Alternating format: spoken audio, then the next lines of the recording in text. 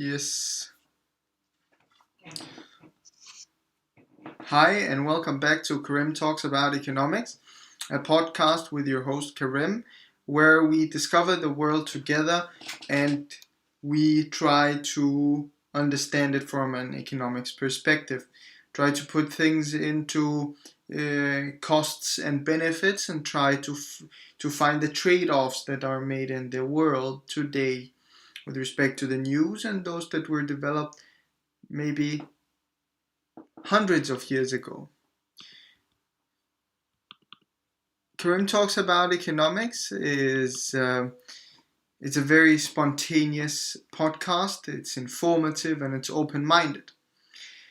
It's spontaneous in the sense that it is less of a presentation and more of a discussion that I have with the viewers. We try to have kind of something that we're discussing, a topic in mind, but we develop and we might even change the trajectory of the discussion as we go along. Now, some parts of this podcast are pre-planned, let's say. However, most of it is more on the flow and as we go. Now, this might be in the form of reading, or it might be in the form of interviews, which can be quite interesting, as you will discover. In the previous podcast, we've had a couple of interviews, and we're actually hopefully also going to have one today. So that's the spontaneity part, right? And it's also informative as I try to entertain you. And while I do that, I try to add some value. I try to add some knowledge to you and also to me. Because a lot of what we go through, because it is this spontaneous, I don't know on beforehand, and therefore I get more knowledgeable, right? I might ask myself some questions that I've not been asked before. You might ask me some questions that I've never thought of before either. Hopefully, it's also informative for the people that we interview in the sense that they also interact with me in a way that they have maybe not interacted with anyone before, being asked some questions that might be a little bit challenging.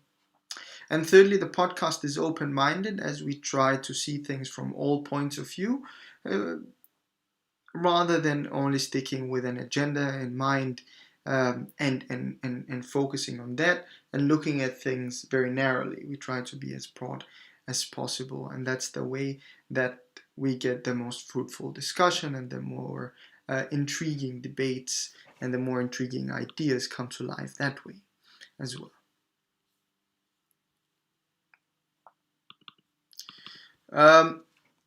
Usually we start with news, talk a little bit about, well, what are the headlines on the news today. We look at the pandemic, how has that evolved from the previous day, and additionally we might relate that a little bit to economics. Then we have a follow-up from last time, which is usually a question that we answered today, that was taken from the previous podcast, the podcast yesterday, or developed there. And then we have the main part of the podcast, which is reading or an interview. And after that, we sum up all the things, or I sum up the things that we have discussed. And I bring a new question, something that is intriguing, something that is a little bit mind-boggling, something that needs a little bit more consideration, and that's the question that we then take with us for next time. At the very end, there's a Q&A session that is where you can interact with me, and that is, of course, made available as this podcast is brought to you live.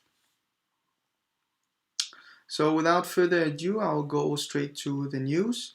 And usually I just share my screen and I just pick up the news that I have gathered.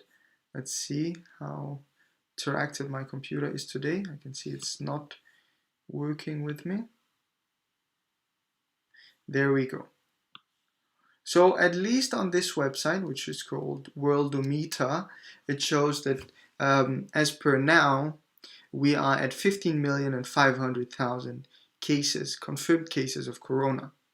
Now this website might be a little bit divergent from other things. Maybe some of the numbers are not specifically confirmed yet, but this is the website that has the latest numbers, that is updated more for journalists and things like that, rather than government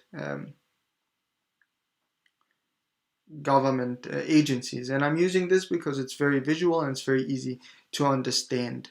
What we'll discover is that there is some differences in how this website, what this website tells us about the numbers of cases and what John Hopkins, for instance, tells us. So you'll see that the US is at 4 million already on this website. However, you will see some news agencies actually declaring that it is reaching 4 million. So still, so the true numbers are somehow in between, I suppose. The reality is somewhere in between. However, I trust this, as usually John Hopkins is just a little bit lagged behind this website. That might be because there's a natural development in the cases. However, there is this discrepancies. So 632,000 deaths. I'm going a little bit fast around this because I have an agreement that I have to call someone at 8, and that's the interview, guys. And the death rate is still at 6%, and the recovery rate is at 1%. So not a lot of change there. However, the number of new cases has increased dramatically. Actually, record with respect to this website, actually the largest in a single day. And then you have the US at 71,000, so a slight increase, or maybe that they have reached the same level that they were on before the weekend. And Brazil is at 60, so that's an increase from Brazil's perspective. And India also a slight increase that seems more linear than exponential, which is a good sign, at least to some degree. However, those three countries have a death rate that's above 1,000, which is not a good thing, because this is India's first day that it has 1,000 deaths, which might relate to the fact that now the deaths are creeping up. Yes, South Africa is back at above 10,000 or 10K plus cases. So maybe the past couple of days were just less numbers that were being registered. Mexico is at 900 deaths, which is something that we of course sadly expect, and it's not good. It's not good at all, actually.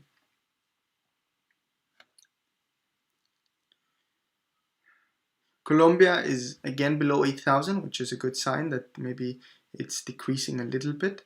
So it's going a little bit better for that country. And we see that Spain, I'm hopping a little bit right now, up and down. However, it doesn't really matter. And Spain is back at 1,300 cases. So it has increased, but it's a stable increase. With regards to the headline, we see that it's mostly about this United States reaching 4 million.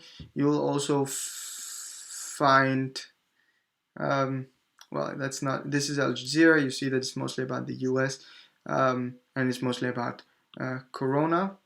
There is another news, actually, which is here to the right, which is the Portland mayor has been tear gassed, and that is because federal agents have been sent to Portland to remove the demonstrators from the street. However, the mayor is protesting with the people, and he says that we have not asked for this. This is a waste of federal resources because they will remove the protesters, but I'm here, so this doesn't make sense. So even if I'm standing here for racial diversity and racial justice, then it makes only sense then if they go away, we will go down on the streets again.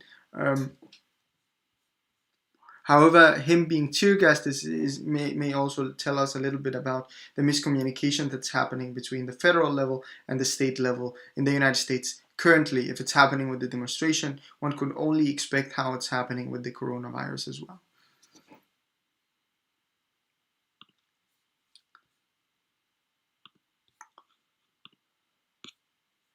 The same thing again. However, there is an interesting, this is the BBC, and there's an interesting story that's actually a Nazi SS soldier that has been found guilty for murdering or for the direct murder of around 5,000 people. So it's interesting that these are still happening, and it's interesting to bring this up in these times. I don't understand exactly why it's being brought up in the news. However, it's an interesting, very interesting news that may take the people's divergence a little bit from the corona, which might be a little of a good sign for the public. We also see it down at the bottom right that an Italian police has been shot down for torture. That's because a person has been brutally hit by the police while being arrested, which is not a good sign. So police brutality is apparently not only happening in China, not in China, of course it's happening in China a little bit. It's not only happening in the United States of America, but also in Europe. Now, when you read a little bit into this as well, you also understand the suffering and the crime rates in Italy has increased due to the extreme poverty that has been occurring due to the lockdown. Because Italy is already a country with a high unemployment rate, and with a large service sector that has been laid off, and therefore a lot of people have become unemployed, and they may move into other forms of business to earn money for their families and themselves.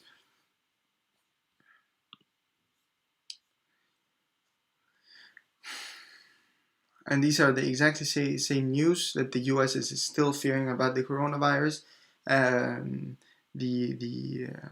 The thing that happened yesterday with the Houston consulate being closed down and the Portland mayor being tear gassed. Not a lot of things happening. Yes. And the stock market is not doing that good right now. Well, it will be doing better at some point, but let's see. It's because a lot of people has claimed job claims. Let's see. So I'm just gonna write to the person right now.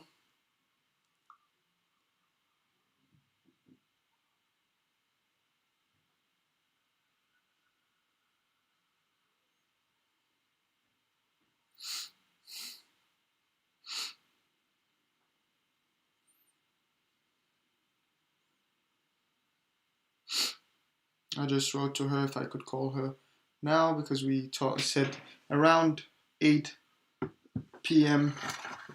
and it is around 8 p.m. right now.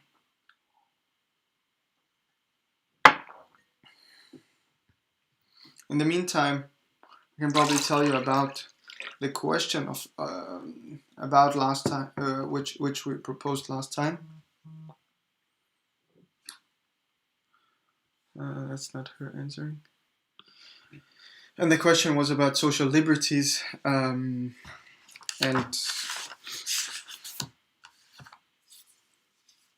how they are valued and if they affect the decision of the worker and the labor market. And that related to the fact that in old times maybe some workers were allowed to vote while others were not allowed to vote.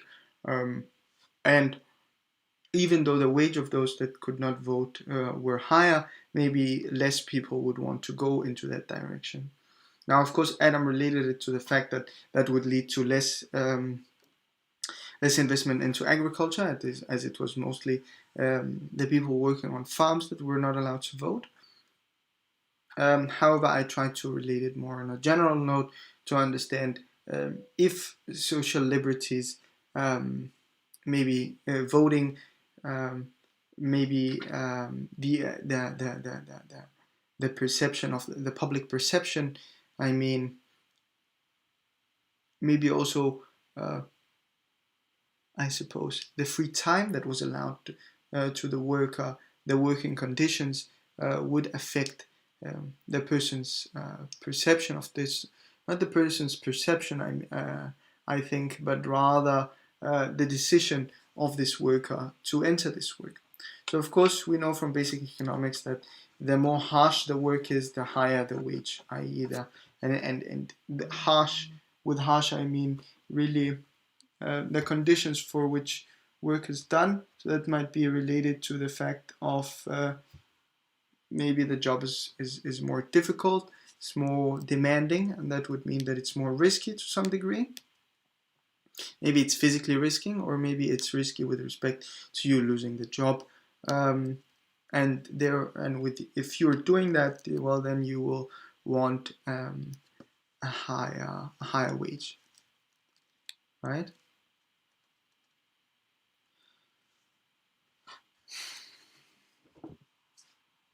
And I suppose in Adam's times it's easy to say what social liberties are, because there was clear distinction between people and what they could do and what they couldn't do. Voting was a privilege at some point. It is not anymore because of democracy. It might change, however, I don't think so. And I wouldn't see the point that some people would be allowed to vote and some wouldn't. However, that was how it was in old times. So maybe today social liberties may be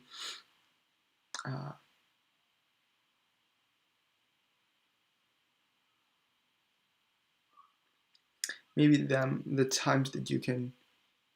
Nah, but that's not social liberties, because social liberties are more about freedoms. It's about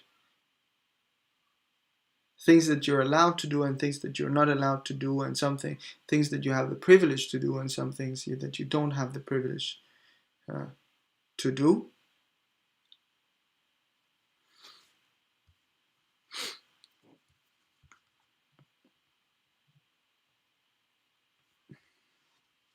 Should I just try to call her and see? Yeah, I'm just going to try to call. So her name's Subi.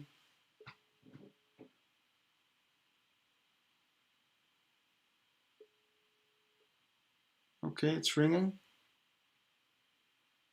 So that's promising. I'm just looking this way because my phone is that direction.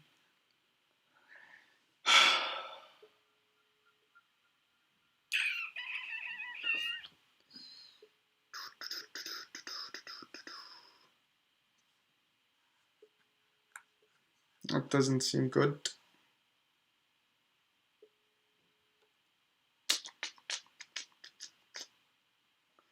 Yes, that's not good.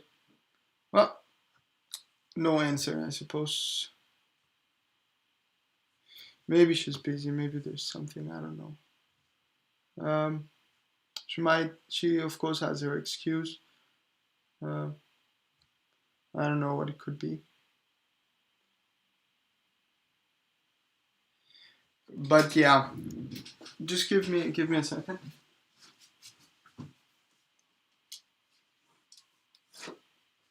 I'm just gonna have this book beside me just in case that she never answers,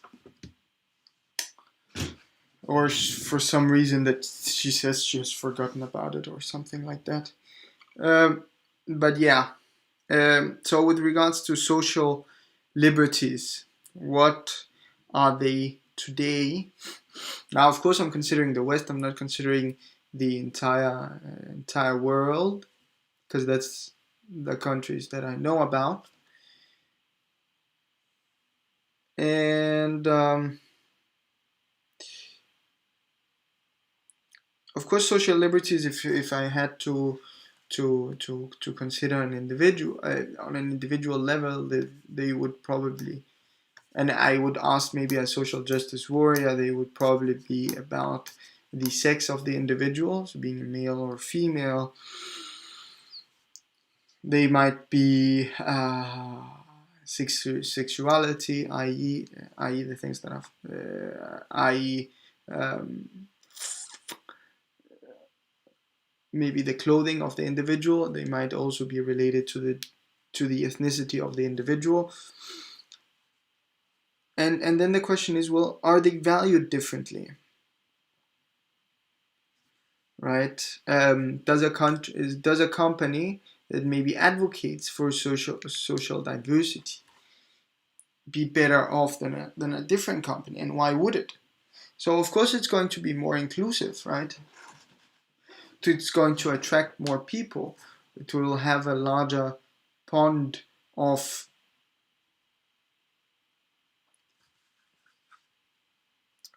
candidates that it can choose to employ, right? Is that a good thing or a bad thing? Well, it would be a good thing if that individual would fit into the culture and the structure of the company. Of course, it would be a bad thing if the advertising was just that we're open, but then when the person enters, the person is not accepted, because it would quickly come out, right? And the individual that was harassed maybe out of the company would talk bad about the company.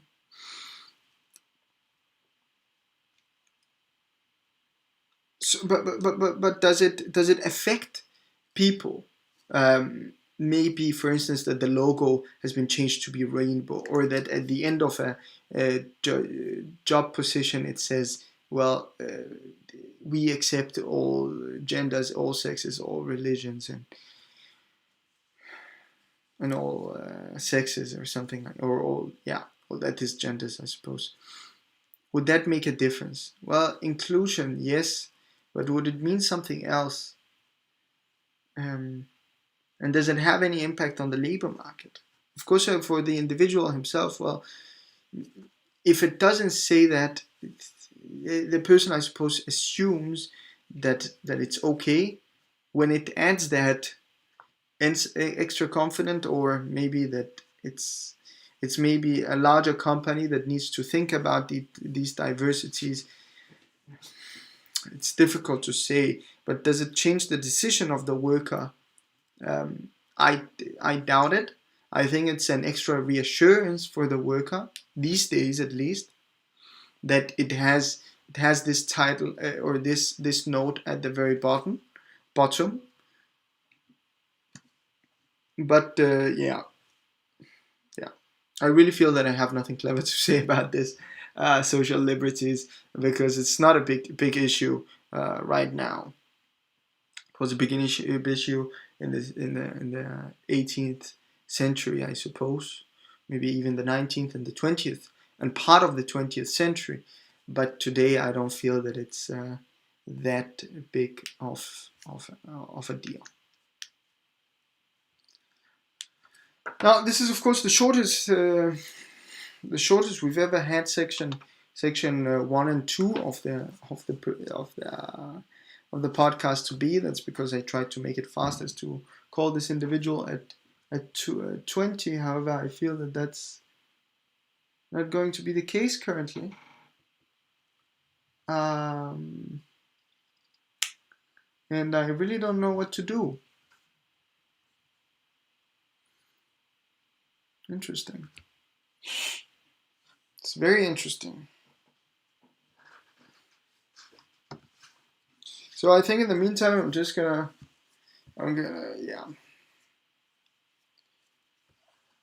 to read. If the individual answers, it's positive, then we have extra content and extra things to discuss. Otherwise, we'll just be reading an Adam Smith.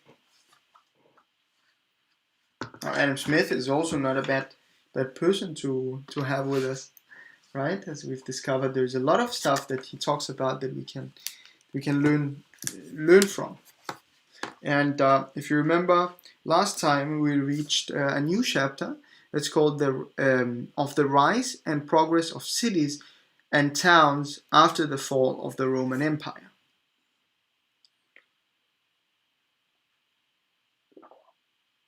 So we're talking about the progress of countries um, right now, right? Firstly, we started to discuss how is it that countries actually improve, and Adam proposed this idea that agriculture should be at the center, and then after that you improve and become a manufacturing company, then a transport, and then trade with the rest of the world.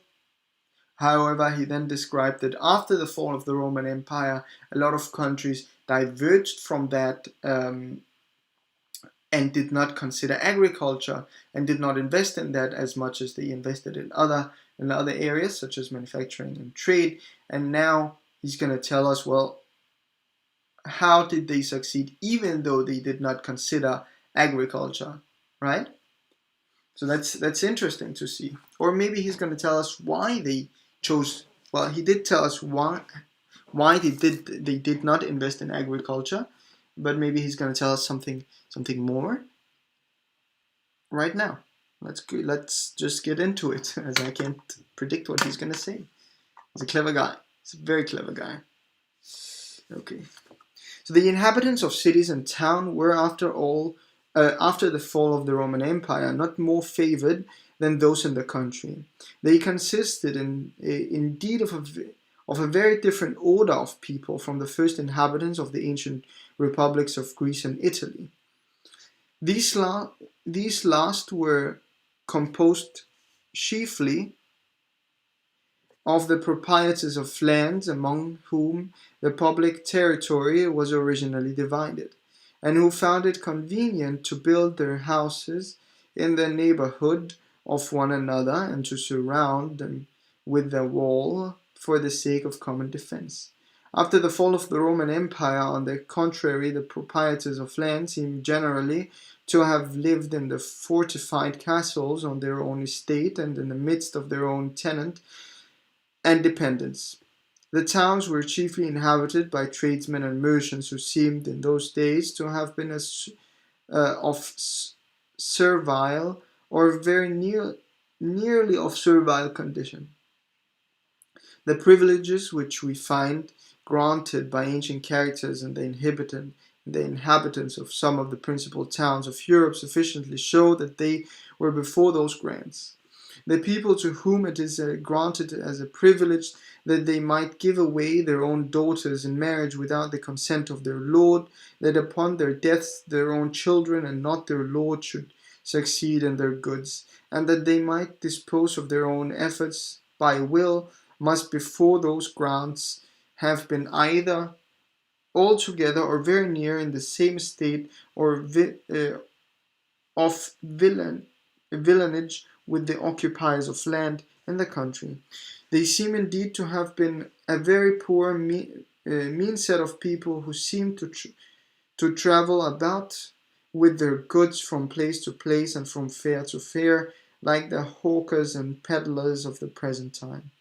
In all the different countries of Europe, then, in the same manner as in several of the Tatar government of Asia at present, taxes used to be levied upon the persons and goods of travelers, when they passed through a certain maneuvers, when they went over certain bridges, when they carried about their goods from place to place in a fair, when they erected it a booth or stall to sell them in. These different taxes were known in England by the names of passage, pontage, lastage, and stellage. Sometimes the king, sometimes a great lord who had, it seems, upon some occasions authority to do this, would grant to a particular traders to such particular as lived in their own demesnes a great exemption from such taxes. Such traders, though in other respects of servile and very nearly of servile conditions, were upon this account called free traders. They in return usually paid to their protectors a sort of annual poll tax. In those days protection was seldom granted without a valuable consideration, and this tax might perhaps be considered as compensation for what their patrons might lose by their exemption from other taxes. At first, both those pool taxes and those exemptions seem to have been altogether personal and to have affected only particular individuals during either their lives or the pleasure of their protectors. In the very perfect accounts which have been published from Domesday Book of several of the towns of England, mention is frequently made sometimes of the tax which particular burghers paid, each of them, either to the king or to some other great lord, for this sort of protection, and sometimes in several amount only for those taxes. So there's really talk about a protection tax. Protection tax or a toll tax for travelers. I like the idea that he said that those might be known as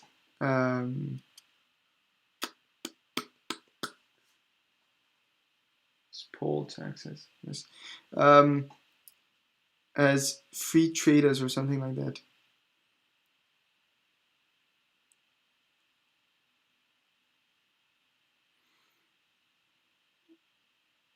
Yeah, and those protections seldom granted without sometimes the king's following features on demands a general exemption from such taxes such as free traders. I like the idea.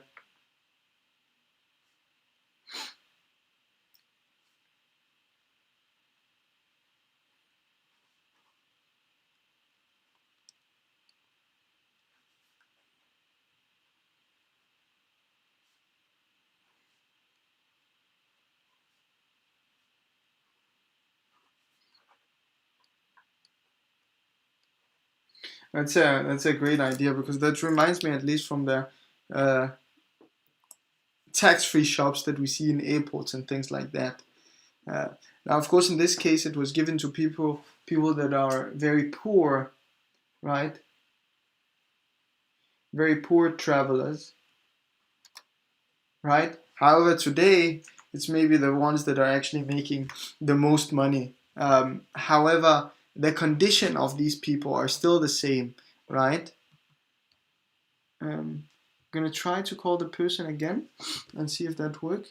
If it doesn't, it doesn't, but if it does, it's great.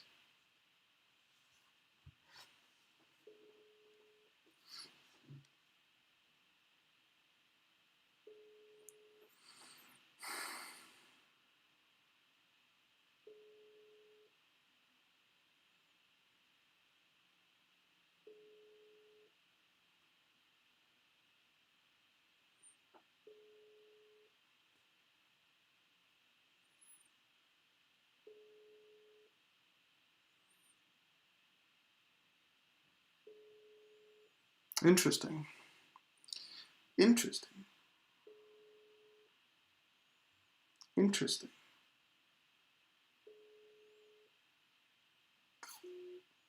What about those? What about that?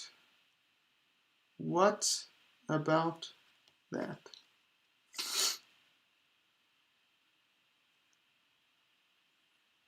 What about that? Yes.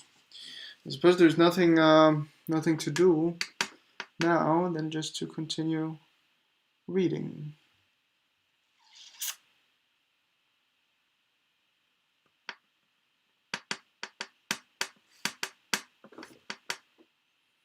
There's really nothing to do than just to continue reading. Okay. But how servile soever may have been originally the condition of inhabitants of the town, it appears evidently that they arrived at liberty and independence much earlier than the occupiers of land in the country. The part of the king's revenue which arose to such poll taxes in any particular town used commonly to be let in farms during a term of years for a rent certain, sometimes to the sheriff of the country, sometimes to other persons. The burghers themselves frequently got credit enough to be admitted to farm the revenues of this sort whence arose out of their own town, they becoming jointly the several answered for the whole rent. And then there is a reference to another book. To let a farm in this manner was quite agreeable to the usual economy of, I believe, the sovereigns of all the different countries in Europe, who used frequently to let whole manors to all the tenants, and those manors they became jointly and severally answered for the whole rent, but in return being allowed to collect in their own way and to pay it into the king's exchequer by the hands of their own bailiff, and being thus altogether freed from the insolence of the king's office, a circumstance of those days regarded as the greatest importance. At first the farm of the town was probably let to the burghers in the same manner as it had been to other farmers, for a term of years only. In process of time, however, it seems to have come the general practice to grant it to them in fee, that is, for ever reserving a rent certain, never afterwards to the augmented. The payment having thus become perpetual, the exemption in return for which it was made naturally became perpetual too. Those exemptions, therefore, ceased to be personal and could not afterwards be considered as belonging to individuals, but a burgher to a particular borough, which upon this account was called free. I think I need to understand what that word actually means. Its spelling is Burgh.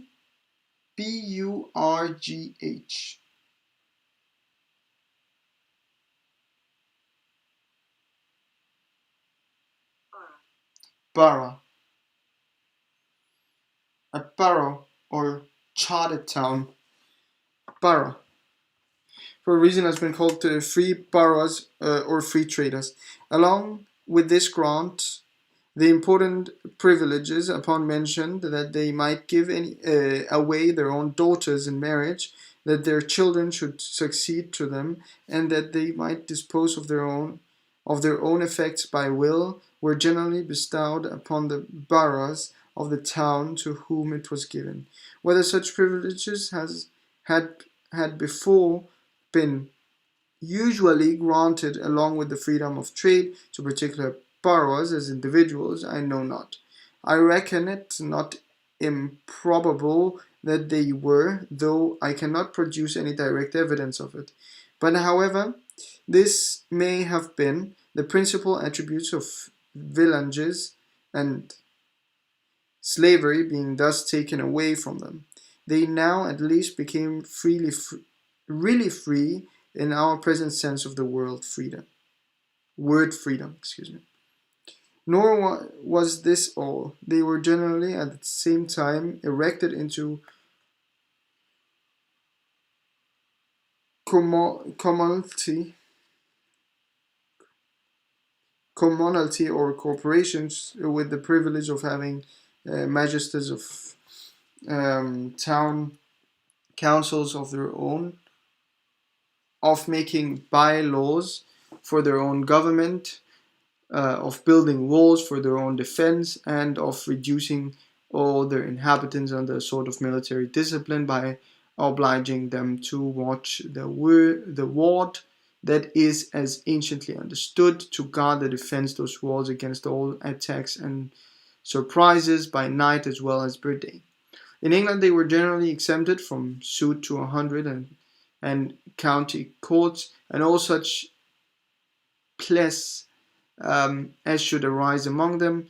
The pless of the crown accepted were left to the decision of their own magisters. In other countries, much greater and more extensive jurisdictions were frequently granted to them. There is again a reference.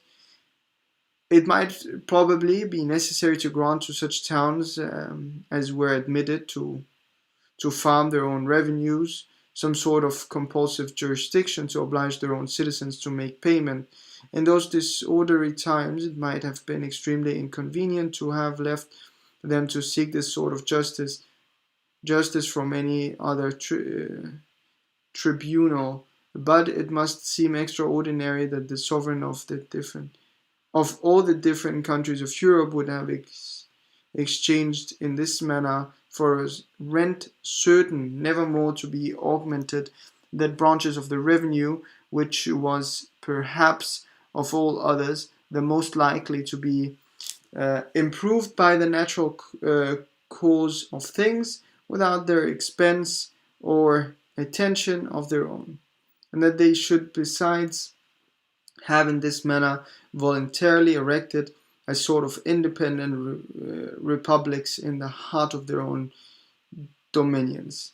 In order to understand this, it must be remembered that in those days the sovereign, or of perhaps no country in Europe, was able, the sovereign, I mean, of perhaps no country in Europe was able to protect through the whole extent of his dominion the weaker part of his subjects from the oppression of the great lords. Those whom the law could not protect and who were not strong enough to defend themselves were obliged either to have recourse to the protection of some great lord, or in order to obtain it, to become either his slaves or vassals, or to enter into leagues of mutual defense for the common protection of one another. The inhabitants of cities, boroughs, considered as a single individual, had no power to defend themselves but by entering into leagues and mutual defenses. I think I'm going to write that as a note: mutual defense strategies.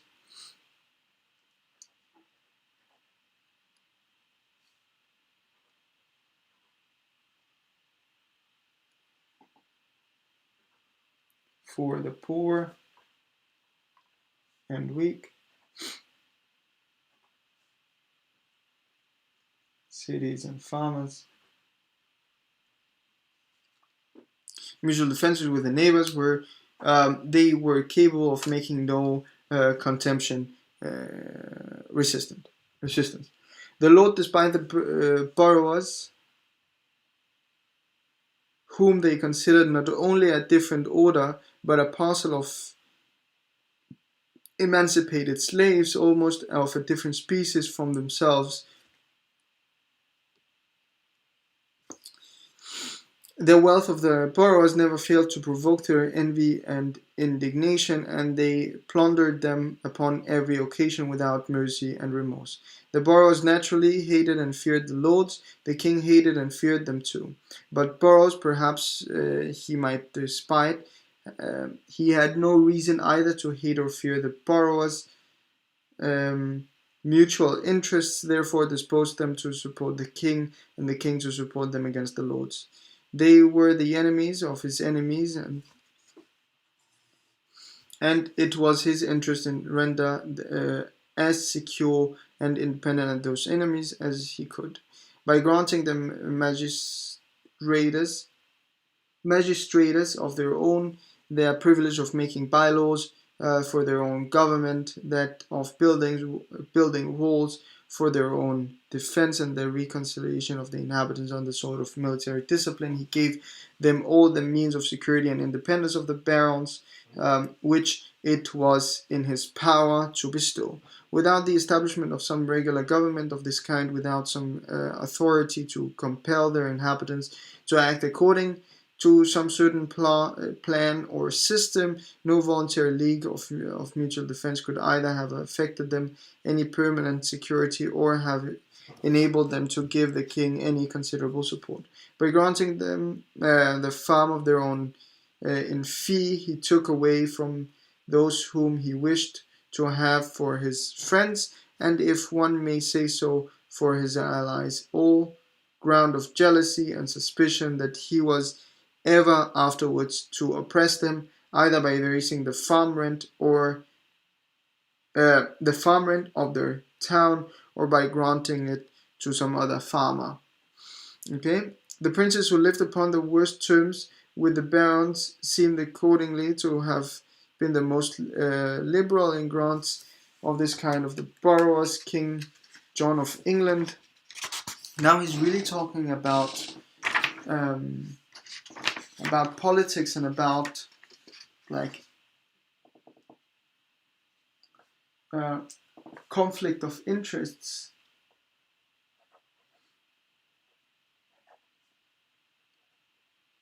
Of interest between the king and the lords, right? And he's talking about these borrowers being supported by the king to defend themselves against the lords, and the king kind of feared the lords because he was not getting taxes from the lords, and the lords could rebel against him. However, he then gave money, allowed these borrowers to defend themselves and to own their own lands, and thereby they would support the king because he was the one who gave them this power. However, when they became more rich, they would fear the king as he could take it from them again or something like that. And there is really a conflict of interest here.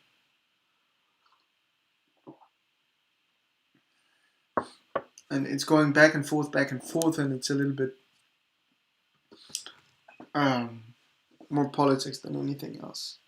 I think I'm really being annoying now, but I need to understand what's happening. Why this individual has not answered me, which is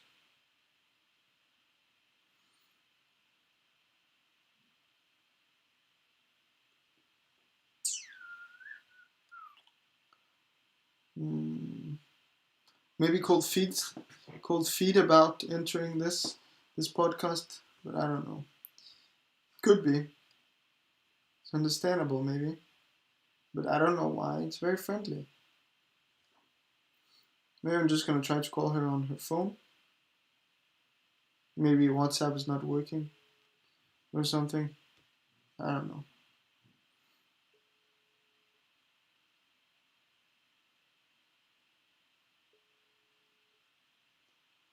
Hey, this is Johan. Hi, Johan. It's Karim. Oh, Karim.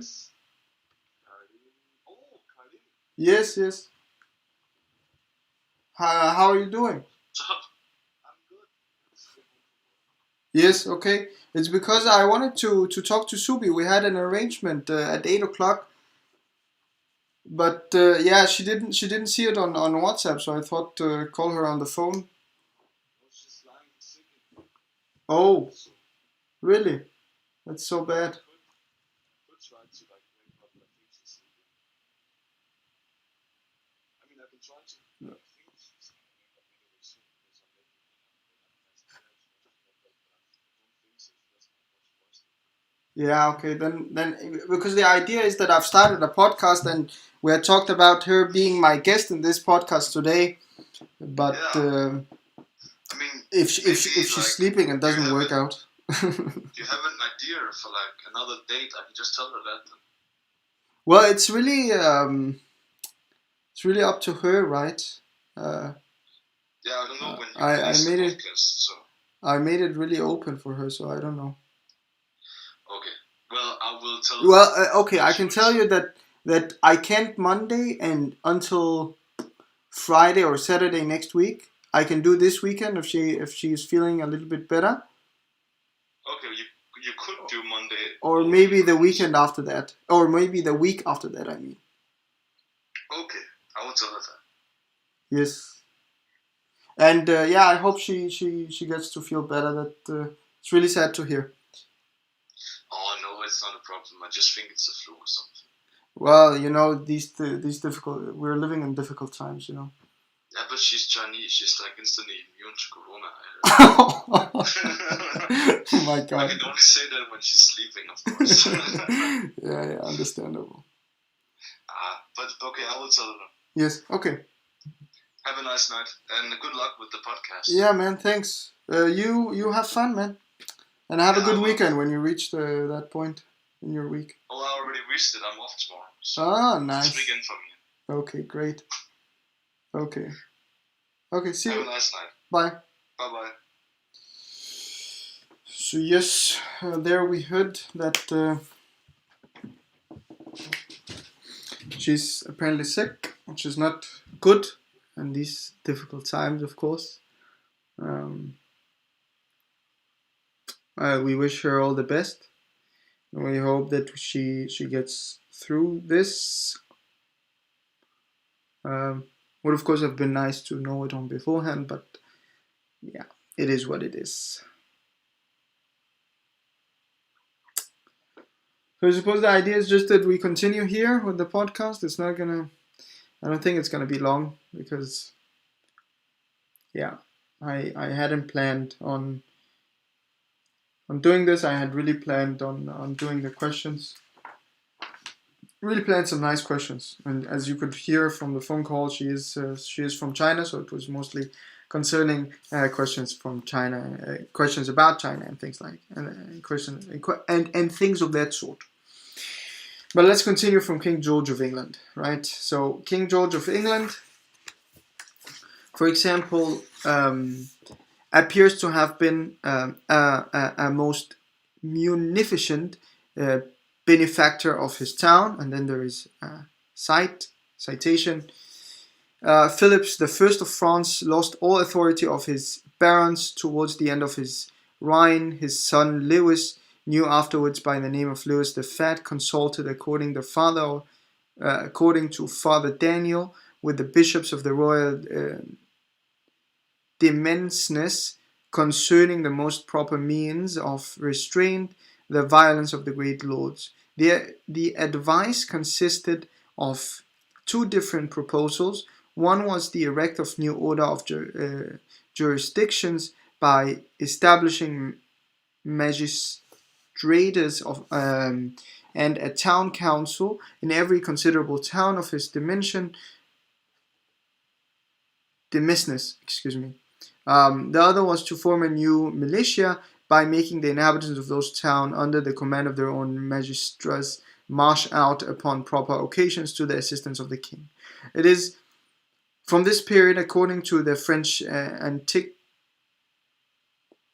antiquarians, I suppose those are the historians of today, or something like that, that we are to date the institution of the magistrates and councils of cities in France. It was during the unprosperous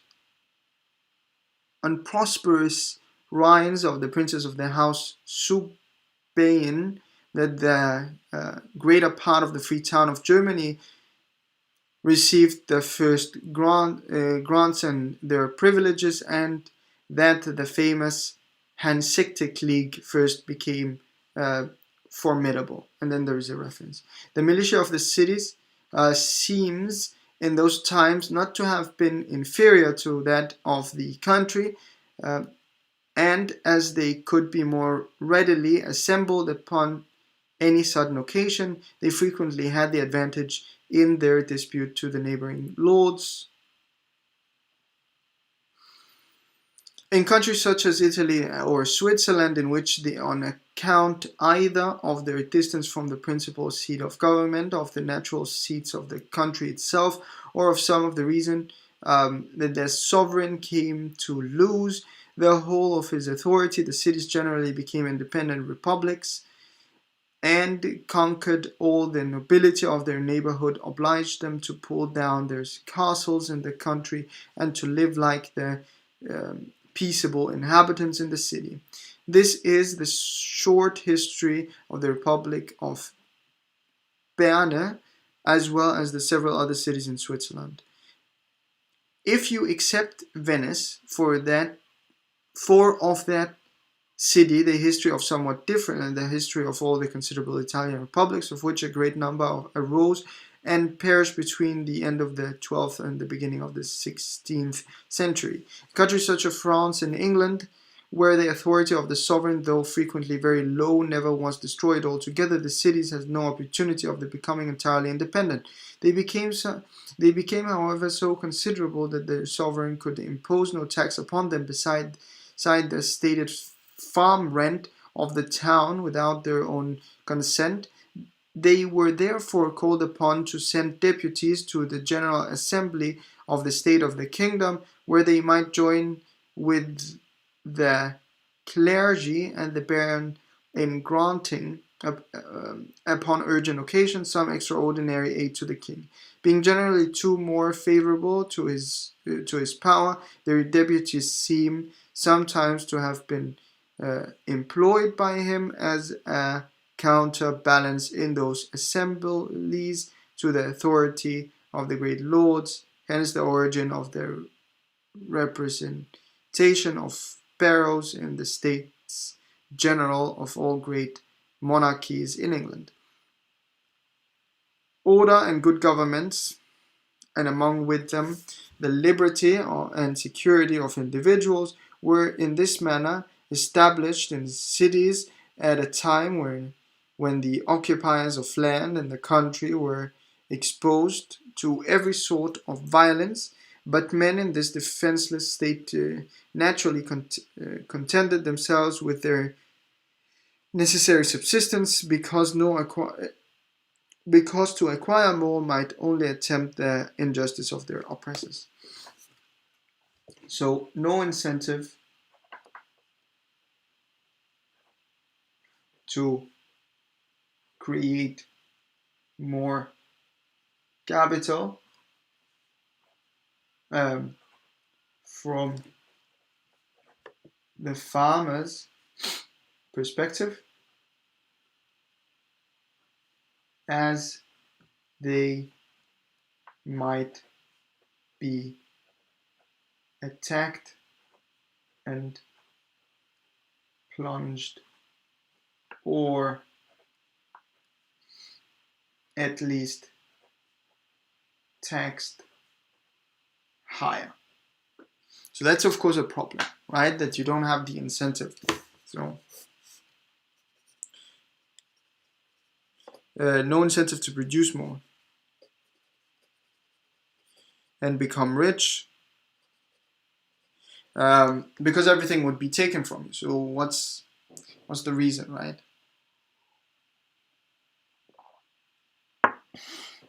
Industry, therefore aim to somewhat more necessary subsistence of societies before, yes. If in the hands of the poor, cultivated or peasant, or servitude of the villagers, some little stock could accumulate, he would naturally conceal it with great care for his master, to whom it would otherwise have belonged, and take the first opportunity of running away to a town.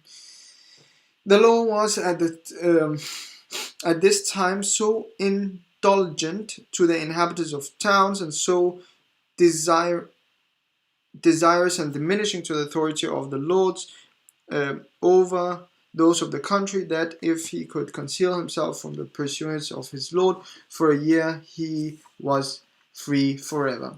Whatever stock therefore accumulated in the hands of the industrious part of the inhabitants of the country naturally took figure in cities as the only sanctuary in which it could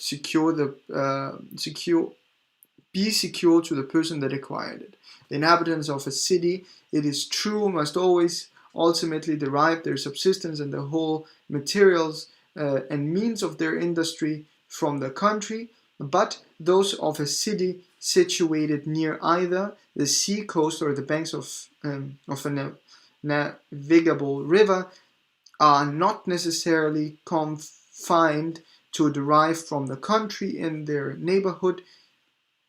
They have much wider range and may draw them from the most remote corners of the world, either in exchange for the manufacture of products of their own industry, or by performing the office of carriers between distant countries, and exchanging the produce of one for that of another.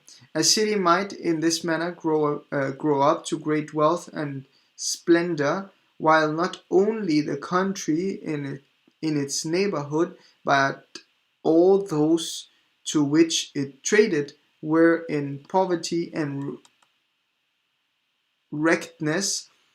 Each of these countries, perhaps taken singly, could afford it but a small part either of its subsistence or of its employment. But all of them taken together could afford in both a great subsistence of great employment. There were, however, within a narrow circle of the commerce of those times, some countries that were opulent and industrious. Such was the Greek Empire as long as it subsisted, and that of the Saracens during the reign of the Abbasides. That's all a name of some cities or some people.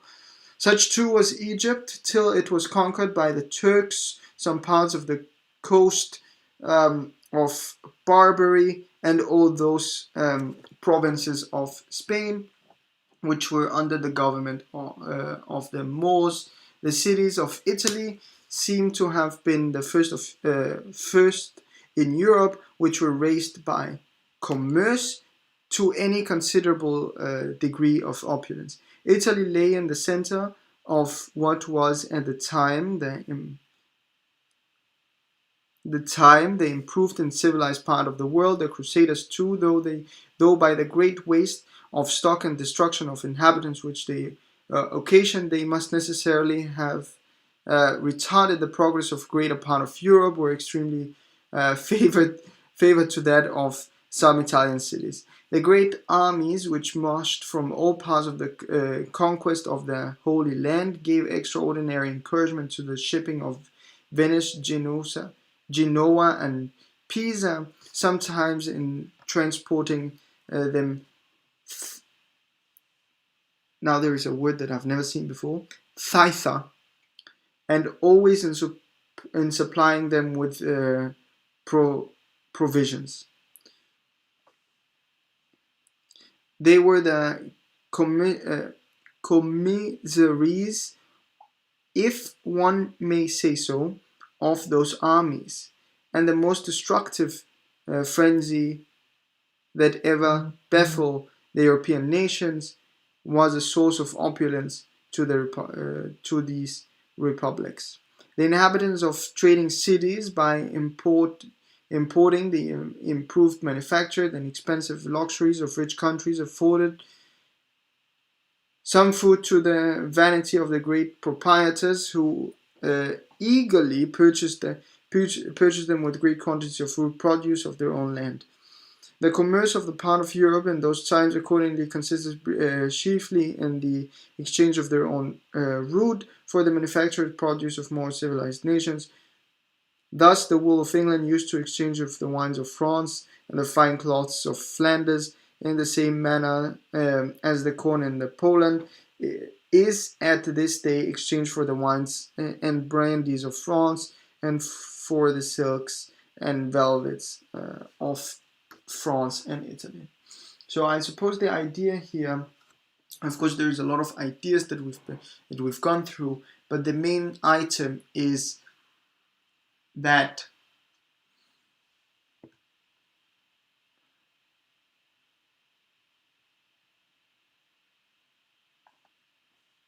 the location, firstly, the location of countries and cities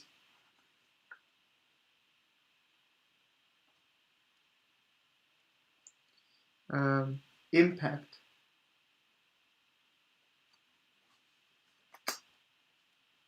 the amount of trade they do. Of course, that's in a little bit indirectly taken from what happens here. They do if they have luxury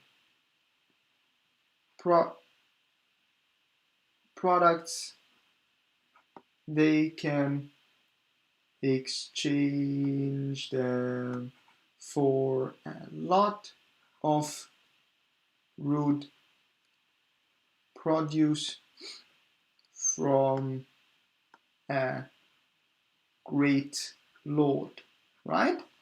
The idea is that if you have one person that's quite rich in the city, well, he will be exchanging you maybe not only with money but with produce from the country, from what is underneath his sovereign. Now, of course, in a little bit above, we discovered the idea that the movement of people between cities dictates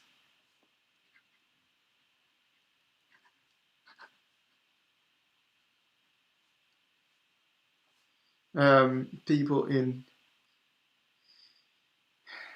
cities dictates also the amount of money in those cities.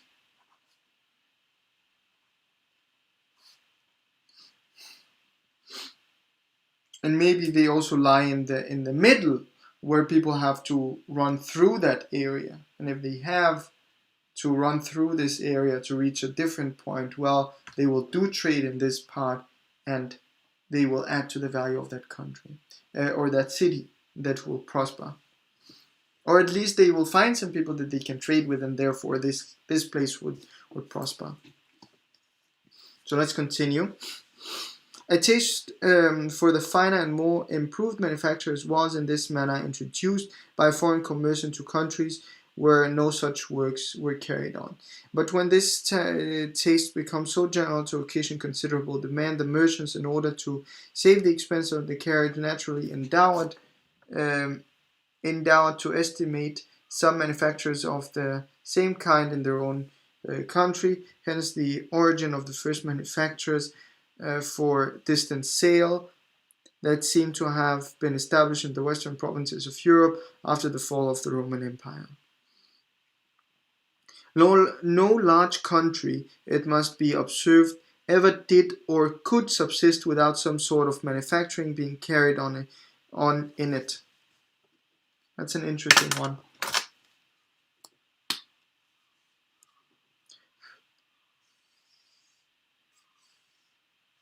In it, and when it is said of any such country that it has no manufacturers, it must always be understood of the finer and the more improved, or of such as are fit for distant sale.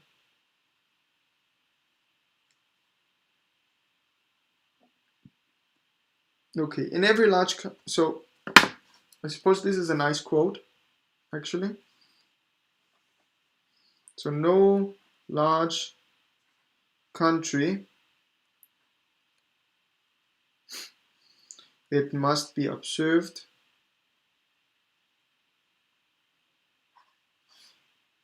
ever did or could. It's interesting that he's actually saying or could, right? So for the entirety of history, they never or they never can, right?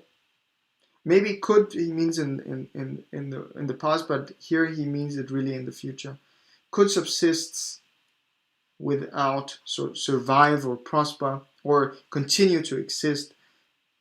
So it's not sustainable, right? Some sort of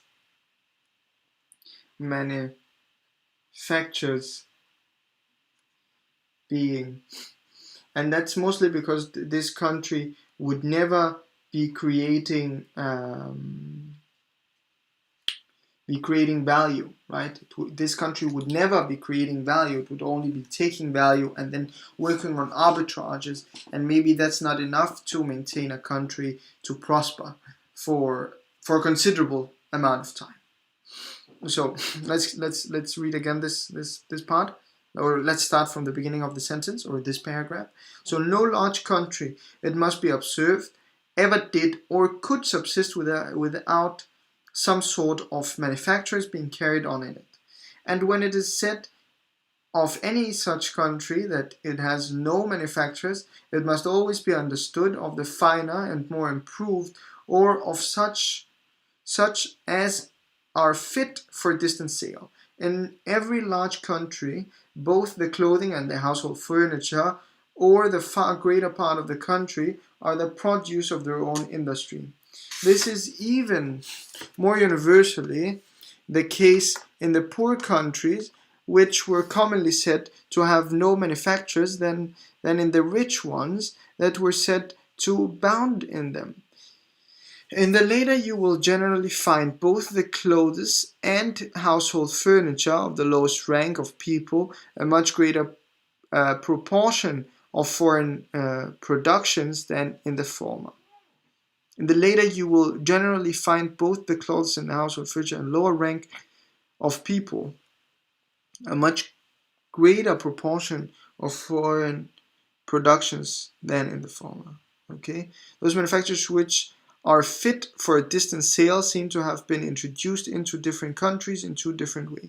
Sometimes they have been introduced in the manner above mentioned by the violent operation, if one may say so, the stock of particular merchants and undertakers who established them in meditation of in imitation of some foreign manufacturers of the same kind. So that's basically today's China. So sometimes they are introduced. So that's a way of introducing manufacturers, right?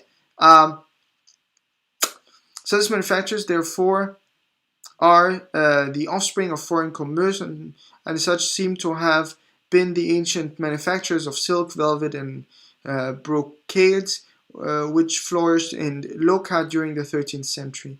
They were banished from thence by the tyranny of one of the Marchievlas heroes, Casteco Casterranio, no, Castracani, in 1310. Consider that he's looking for more than 400 years back suddenly. No one would ever do that in a book nowadays. No one would look 400 years back. But yeah. If you're lucky, you would look 50 years back.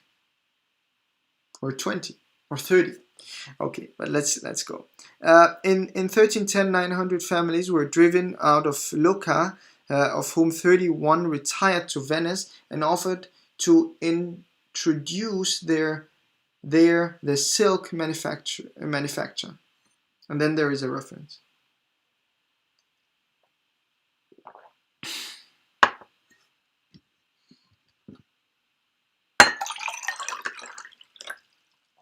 And I continue. Their offer was accepted. Many privileges were conferred upon them, and they began their manufacture with 300 workmen.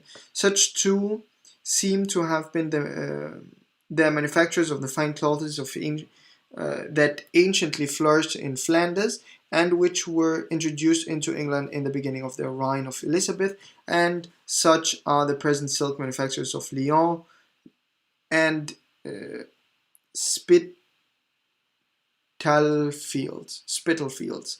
Manufacturers introduced in this manner are generally employed upon foreign materials, being imitation of foreign manufacturers. When the Venetian manufacturers were first established, the materials were all brought from Sicily and the Levant.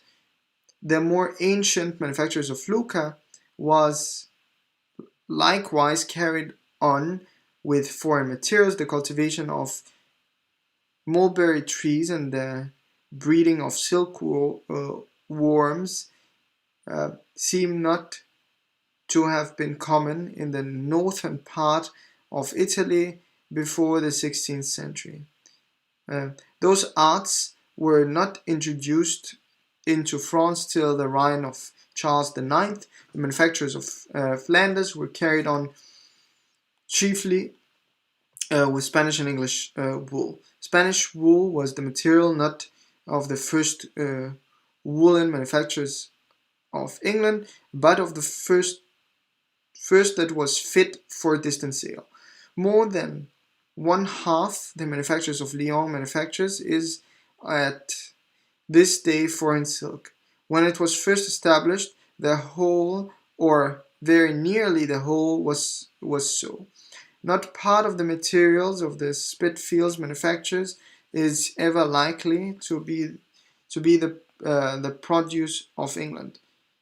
The seed of such manufactures, as they are generally introduced by the scheme and project of few individuals, is sometimes established in a maritime city and sometimes in an inland town, according as their interest, judgment, or caprice happen to determine. As other time manufacturers, the distance sail grow up naturally as it were of their own accord by the gradual refinance of those household and causes manufactures which must at all times be carried on even in the poorest and the rudest countries. Such manufactures are generally employed upon the materials which the country produces, and they seem frequently to have been first. Okay, so now we're talking about the other time, right? So you can either imitate.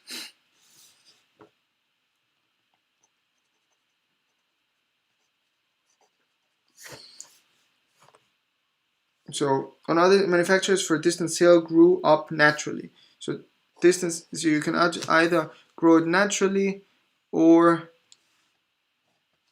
violent operation and imitation of foreign. So either imitating or this. So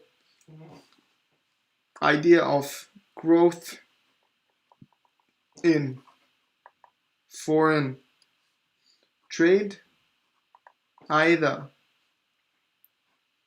the violent operation of imitation of some foreign manufacturers, or two,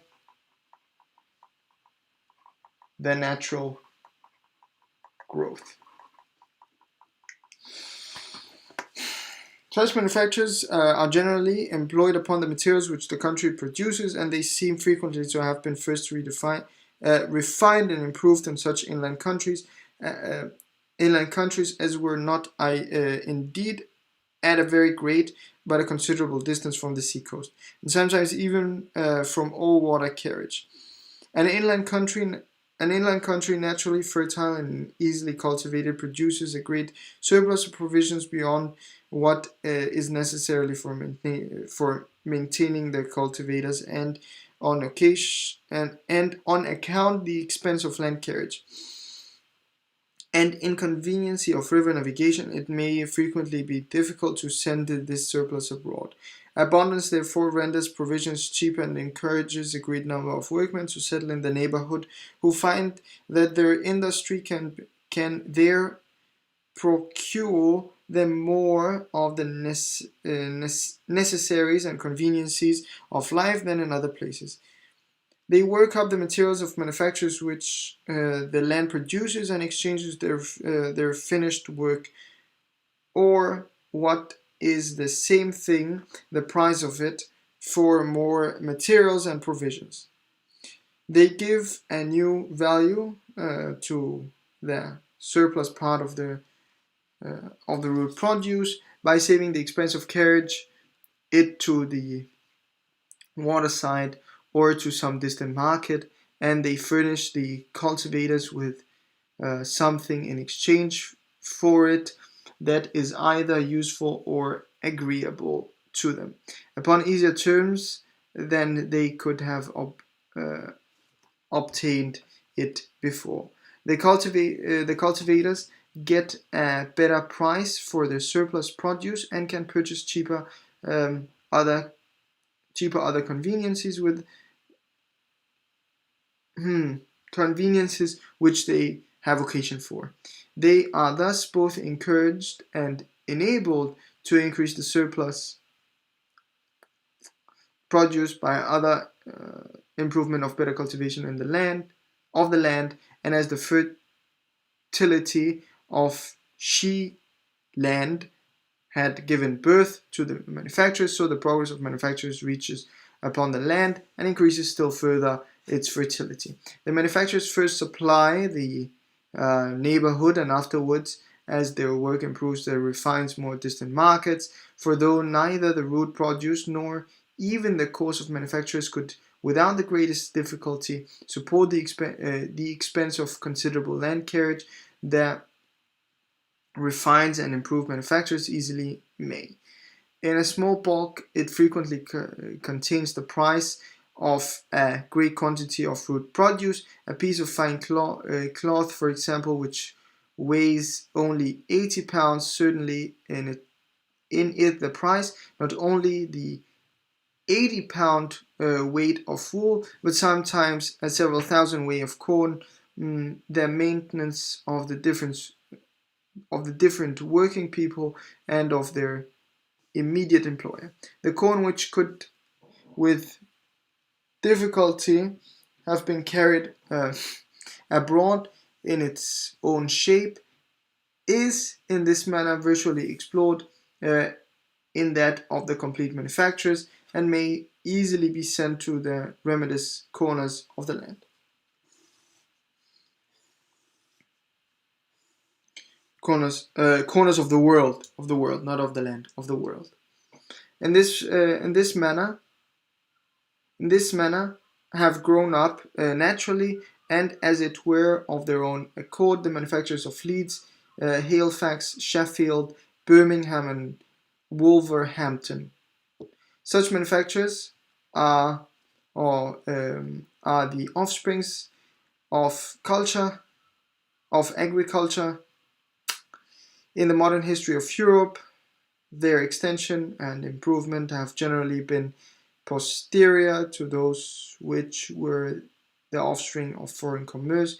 England was noted for the manufactures of the clothes made of Spanish wool more than a century before any of those which now flourish in the places above mentioned were fit for foreign sale.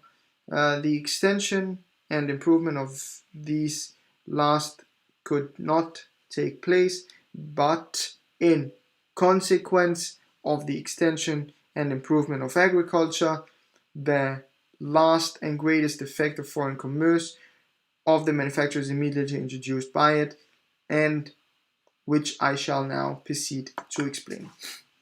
And then we reach a new chapter. So the natural growth usually due to cheap agricultural products that allow cheap manufacturing costs.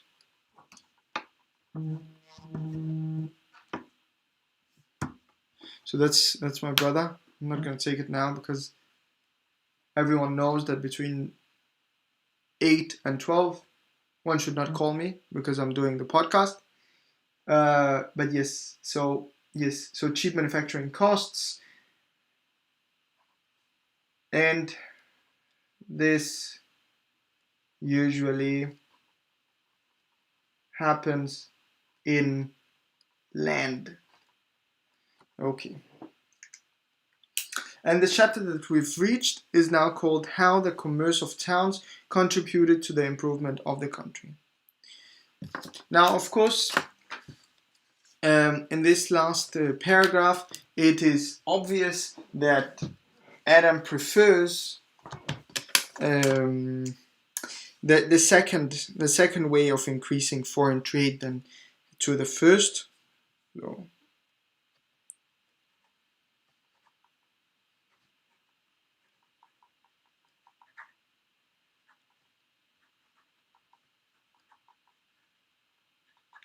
because the second is really how the economy has grown naturally, while the first one is just the imitation of other countries, and this will require that you actually bring in the produce of the other country first. So you're not actually increasing your own productivity and your own manufacture, your own agriculture. Rather, you're actually helping the other country to some degree, right? Okay, so I think that's it for the reading today. We've reached a new chapter. We read an entire chapter today. That's of course because we had more time than expected due to some complications. And I'll now run you through what we have read in the third chapter of Adam Smith in the second book, where we're talking about the progress of towns in Europe after the fall of the Roman Empire. So we started to talk about the protection taxes for travelers, and I thought it was interesting to have to also write about these free traders, that you could trade freely in the country if you did not have a lot of money. Now, here he also introduced the idea, the idea that you would pay taxes for protection, and depending on your status, it depended on who you would pay this tax to and how you would organize whether you would be paying it to the lord or to the king, and who really owned the land. And there was a lot of politics involved here because the king was afraid of the lords, and the lords really didn't like the king because the king allowed those underneath the lords to be free and to own the land instead of the lords owning the land, such that the revenue of the lords decreased. But then the poor farmers, well, when they get the land, then they might do an uprising against the king because he would do the same thing that he did to the lords, maybe, or maybe they would make an uprising against the lords, and then the lords would maybe stop the king in the first place. So there's a lot of conflicts here involved. However, this is the way that he describes. He really describes a conflict that maybe there's a problem that the poorest in the nation, that are regarded as the farmers, and those that should invest in their land, don't want to invest in their land that much, and would rather take their money, go to the town and spend it there, and that because that would provide some protection to them, as the workers in the town were not taxed as heavily and maybe would not be plunged and plundered as frequently as the people living in the outskirts of the city on the farms, and therefore they could have more of their money to themselves, and it would not be taken away from them.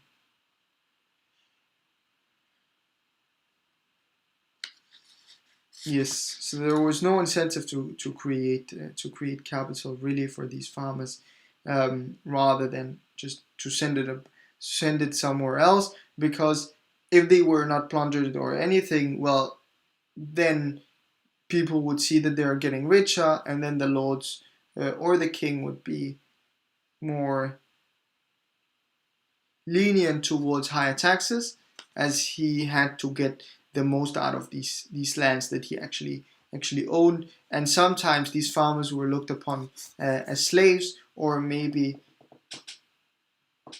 in the status of slaves, and therefore you would not allow them to actually accumulate capital, but you'd rather take it from them because you knew better than them, right? There was a social difference. Yes. Now, then we also discussed the idea that the location of the country might affect how it developed, what kind of trade it would do, and if it would do any trade in the first place. So we discussed that maybe in a country where there's a lot of this was not said directly, but This is what we can take from it. There's a lot of diversity. Maybe the country would take in, or the traders that took in foreign goods would be willing to bring in luxury products such that the lord could buy it, and he would be willing to pay a high price for it, as no one in the country or in the area would be selling it, and therefore those traders would earn a high profit on selling this product, right? So that would be an incentive. So in poor region, you would be incentivized to maybe bring in the luxury products. However, remember that we at some point were introduced to the idea of these luxury products, but Adam said that it was a good idea to limit the selling of these luxury products, as they would take away too much of the capital that was actually produced and should be invested into the land, right? So he's kind of against these luxury products, actually, even though that is the reality of the situation, maybe. Yes. Now, yeah. Now there is a quote. So he says that no large country, it must be observed, ever did or could subsist without some sort of manufacturers being carried on in it. So that means that a country cannot maintain its status, and of course, large country, does that mean geographically large, or does it mean that it is rich? I think it means geographically large. He says that a large country cannot continue to be prosperous without having manufacturing themselves. That would mean that it cannot continue to exist if they did not create their own furniture. Maybe because cities are so far ahead, and maybe there are some cities in the mainland where foreign trade would never reach these parts, at least in this time in the 18th century. It might be that rich people would be able to buy these foreign goods, but the poor in the region would have to produce them themselves. Okay, and then he says there are two ways that a country can grow in foreign trade, and that would be first by imitating foreign manufacturers. And that's the idea of the Spanish wool idea, that you would look at how a country is producing something and you would do exactly the same thing. You would maybe take the root produce of the other country, the raw material from the other country, and then produce it yourself. Or maybe understanding how they produce this raw material, and produce it yourself. And then take that material and create a product in manufacturing, and then sell it out to the world. That would usually happen in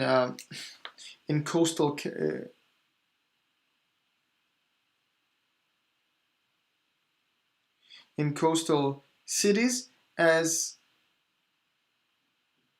they are the ones that would have access to look at what are really foreign goods that we might imitate easily.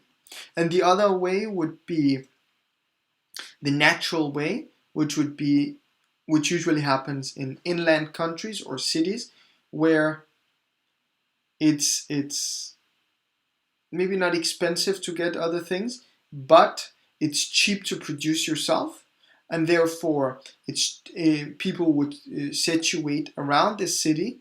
And what I'm doing is just a circle here. I can see that you can see it, but it's a city, and so it's cheap to do farming. Then people would come to this area.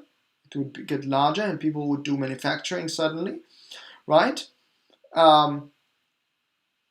Because maybe it's cheaper to make a shirt in those cities than to buy it from outside, right? Because the produce of the agriculture is so cheap. And then you would expand slowly, and you would maybe give it to the farmers, and then because you would trade with the farmers, right? The raw would produce with the manufactured produce, and then you would give it to people in other towns.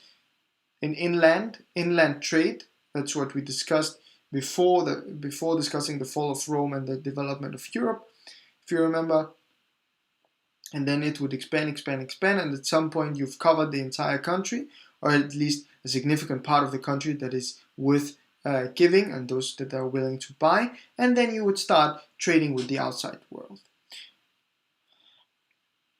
Now, he does argue that the first way, the violent operation of imitating other countries, would happen first, and after, because it's more easy, right?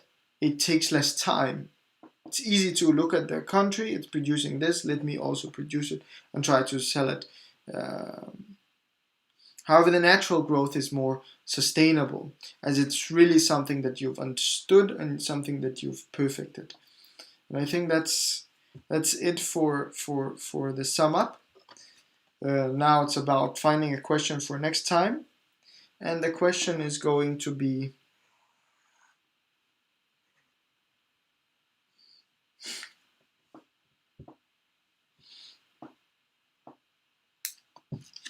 I think it has something to do with foreign trade then, and it will be,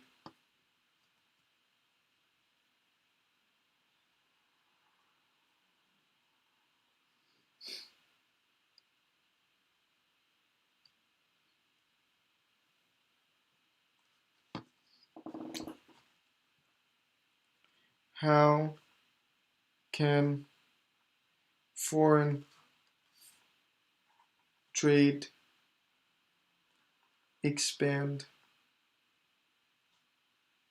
um,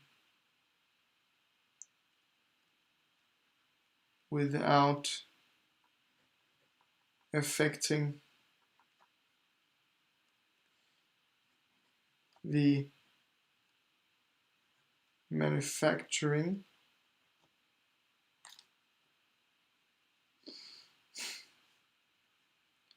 from own.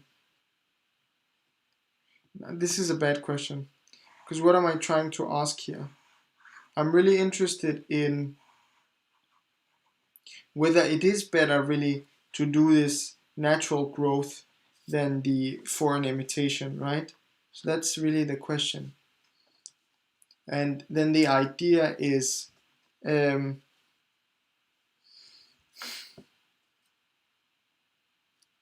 well, I need to ask a question that's a little bit tricky, right?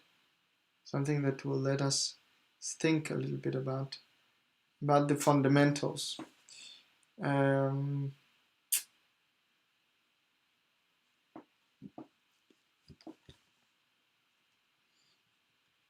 how can foreign trade be expanded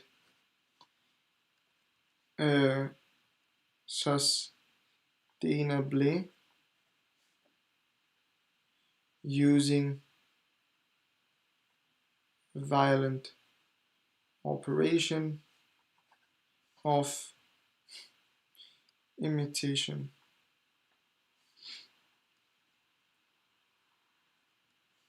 I suppose the idea here is that maybe you want to be a part of a global market, so I'm going to write here,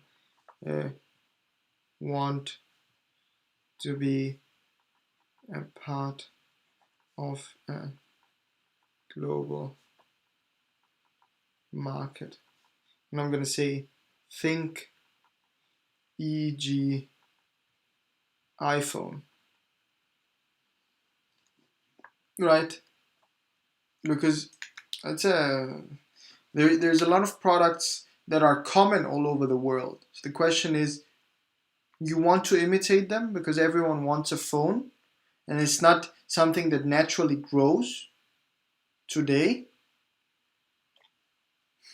So imitation, I suppose I'm going to write after the question, electronics,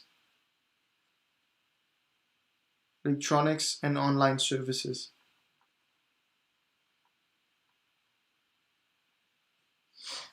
So how can foreign trade be expanded sustainably using violent operation of imitation? And the focus is going to be on electronics and online services. And this is a very interesting question because we see services happening all over the world, right? So you have Facebook that came up, MySpace, Facebook came up, WhatsApp came up.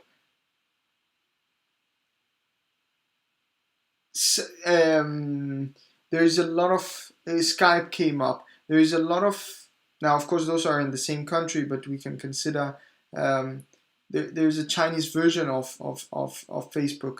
Um, I don't remember the name. Let me be honest. There's also a Chinese Google and things like that. But they are definitely imitating, right? There's a phone, iPhone. Then you have Nokia, right? That is also doing smartphones. Now you have Samsung. It's also doing smartphones. Now you have Huawei. It's also doing smartphones. So everyone is imitating these things. But is that sustainably, right? Is that really what the nation wanted? Or was it not? Or is it just an imitation? We can produce it, let's also do it, right? And is it sustainable or is it not? So those are the things that we'll be discussing in the next podcast. I hope you have enjoyed this podcast, regardless of the fact that the promise, I did not live up to my promise. Well, it wasn't really a promise because I didn't tell you about it. For me, I'm a little bit disappointed of today's podcast, or not of the content, because I think that we've discussed some very interesting things today. Um, I think we have understood the world a little bit better.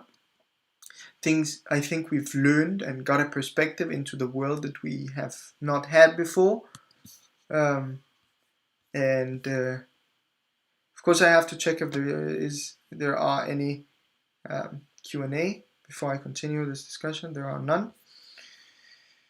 So yeah, we understood really how people lived, maybe in a little bit into in the past.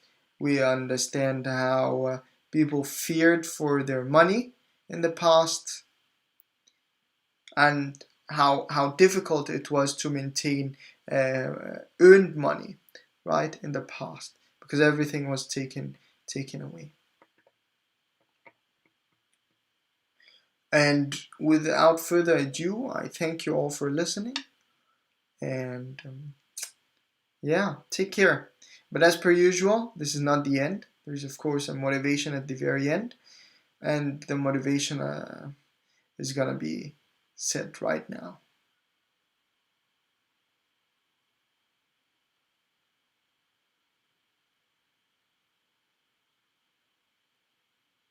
And that's the motivation. The motivation is to take a pause sometimes. Just meditate. Don't do anything.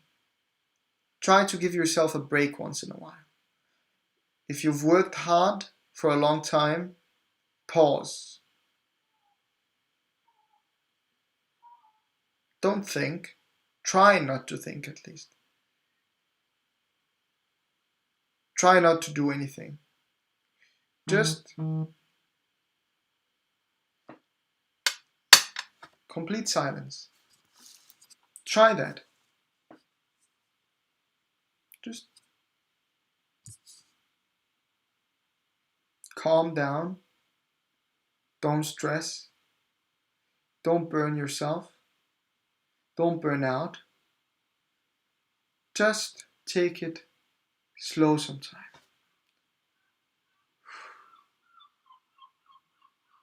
Take a deep breath. Hold it in for a couple of seconds. Push it out. Do that for a couple of minutes. Maybe close your eyes. Maybe you sit outside. Maybe you're sitting on the ground outside, on grass, on sand. Maybe feeling the sun or even the rain. Listening to birds, or maybe just the crickets at night. Just take a break from it all, understand your existence, or at least just acknowledge it. Understand that everything that's happening around you, hopefully, of course, if you're not in a war-torn country, it's just people talking, people discussing, and people doing some things that they might not have thought about a lot, and maybe a lot of people taking some risks on things that they shouldn't be taking risks upon. Just understand that everyone is living their own life, and that you should be living your own life, and concern yourself with the people you love, do the things that you care about, do the things that make you feel alive, and when you're silent,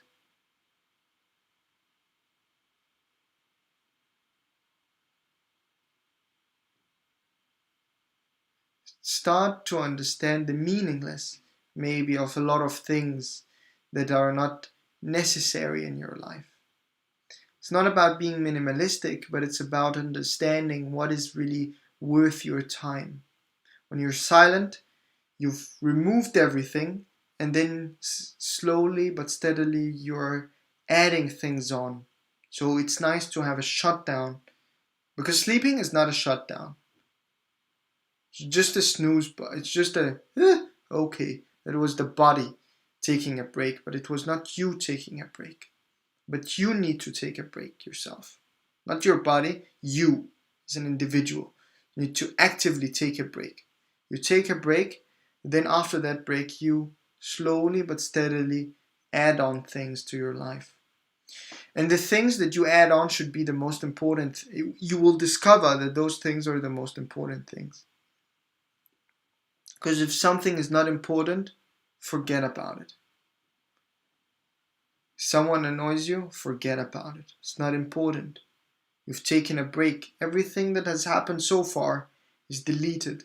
Not in the literal sense, but it's deleted in the sense that we can disregard it. Not that we disregard everything, but in the sense that we can carry on and choose what we do from here on out. So understand that taking a break is quite important. Stopping and restarting is worth doing.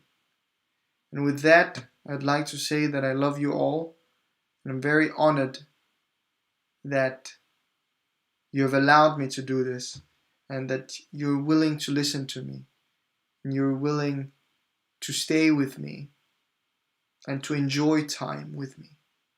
Take care of yourself, and as per usual, I love you all. See you next time.